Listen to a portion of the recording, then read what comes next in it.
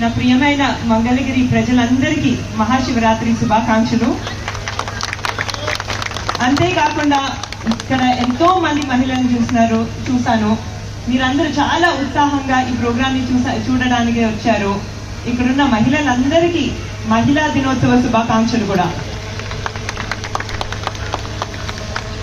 శివరాత్రి వేడుకలు మరియు మహిళా దినోత్సవం ఒకటే రోజు జరుపుకోవటం చాలా గొప్ప విషయం. ఎందుకంటే శివుడు మహిళలకి చాలా ప్రాధాన్యత ఇచ్చే దేవుడు. మనం చూసుకుంటే శివుడు పార్వతీ దేవిని కూడా తనతో చాలా సమానంగా చూసుకుంటారు. అదే కాకుండా శివపార్వతులు శారీరకంగా ఒకటే అయ్యారు.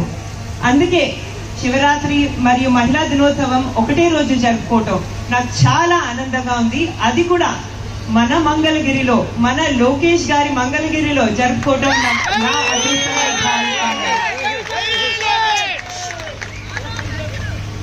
ఈ పవిత్రమైన దినమున మన శివ పార్వతుల పవిత్రమైన నృత్య ప్రదర్శన చూడటం నేను నా అదృష్టంగా భావిస్తున్నాను, మనందరి అదృష్టంగా భావిస్తున్నాను.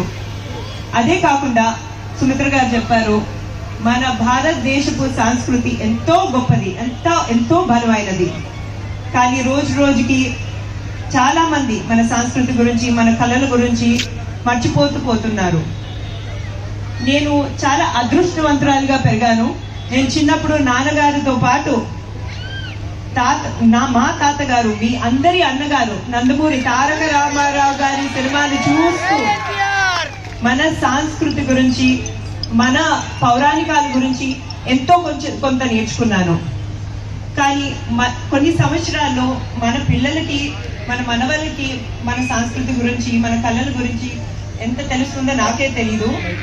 నాకు చాలా భయం వేస్తుంది. ఈ నేపథ్యంలో పరంపరా ఫౌండేషన్ వాళ్ళు మన సంస్కృతిని రక్షించడానికి చాలా కృషి చేస్తున్నారు. వాళ్ళు స్వచ్ఛందంగా ముందుకొచ్చి వేరే ప్రోగ్రామ్స్ ఉన్నా క్యాన్సిల్ చేసుకుని మన మంగళగిరిలో శివరాత్రి వేడుకల్లో పాల్గొన్నారు.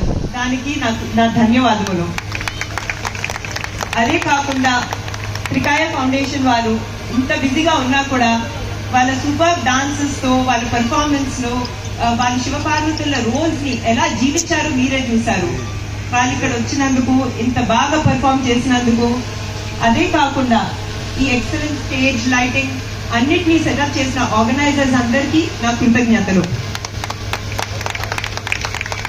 మరొకసారి నా మంగళగిరి కుటుంబ సభ్యులందరికీ శివరాత్రి శుభాకాంక్షలు తెలుపుకుంటూ, మహిళా దినోత్సవ శుభాకాంక్షలు తెలుపుకుంటూ నేను సెలవు తీసుకుంటాను. నమస్కారం.